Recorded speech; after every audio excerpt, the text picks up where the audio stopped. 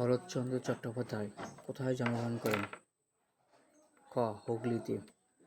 শরৎচন্দ্র চট্টোপাধ্যায় কত খ্রিস্টাব্দে জন্মগ্রহণ করেন? ক. 1876 খ্রিস্টাব্দে। এফএ শ্রেণীতে পড়ার সময় শরৎচন্দ্র চট্টোপাধ্যায়ের ছাত্রজীবন অবসান ঘটে কেন? গ. আর্থিক সংকটের কারণে। শরৎচন্দ্র চট্টোপাধ্যায় কত সালে ভাগ্যের সন্ধানে বার্মা গমন করেন? গ. 1903 সালে। শরৎচন্দ্র চট্টোপাধ্যায় রেঙ্গুনে অ্যাকাউন্ট্যান্ট জেনারেল অফিসে কোন পদে চাকরি করেন? ঘ. কেরানি পদে। শরৎচন্দ্র চট্টোপাধ্যায় বার্মা থেকে কলকাতা আসেন কত সালে? গ. 1916 সালে। শরৎচন্দ্র চট্টোপাধ্যায় কত সালে জগত্তারিণী পদক লাভ করেন? ক. 1920 সালে। শরৎচন্দ্র চট্টোপাধ্যায় 1936 সালে কোন বিশ্ববিদ্যালয় থেকে ডিএলএড উপাধি লাভ করেন? খ. ঢাকা বিশ্ববিদ্যালয়। কোনটি শরৎচন্দ্র চট্টোপাধ্যায় রচিত গ্রন্থ? ক. শেষ প্রশ্ন। শরৎচন্দ্র চট্টোপাধ্যায় কত সালে মৃত্যুবরণ করেন? গ. 1938 সালে। ঠাকুরদাস মুখার্জির স্ত্রী কয় দিনের জ্বরে মারা গেলেন? গ. 7 দিনের জ্বরে।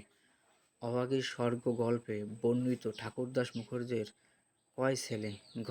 4 ছেলে। অভাগীর স্বর্গ গল্পে বৃদ্ধ মুখোপাধ্যায় মহাশয় কিসের কারবার করে সম্পদশালী হয়েছেন? ক. ধানের কারবার। ঠাকুরদাস মুখার্জির স্ত্রীর মৃত্যুর পর বাড়িতে উৎসবের পরিবেশ তৈরি হলো কেন? খ. অনেক লোকের সমাগম হয়। ঠাকুরদাস মুখার্জির স্ত্রীর মৃত্যুর পর লাশের পায়ে আলতা পরিয়ে দিয়েছিল কারা? খ. মেয়েরা। কাঙালির মা শবযাত্রার পেছনে কোথায় গেল? গ. শ্মশান ঘাটে।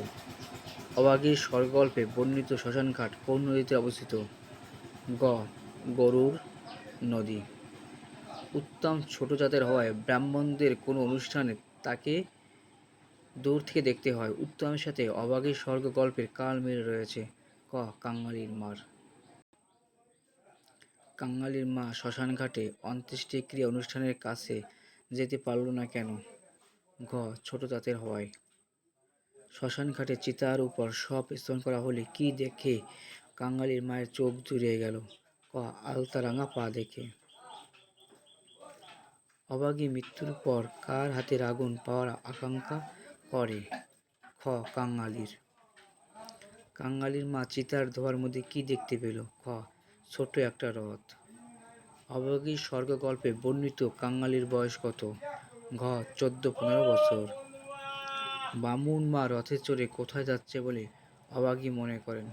খ. স্বর্গে। অভাগী শ্মশানঘাটে কাঙালির কথায় লজ্জা পেল কেন? খ. পরের জন্য শ্মশানে দাঁড়িয়ে অশ্রুপাত করায়।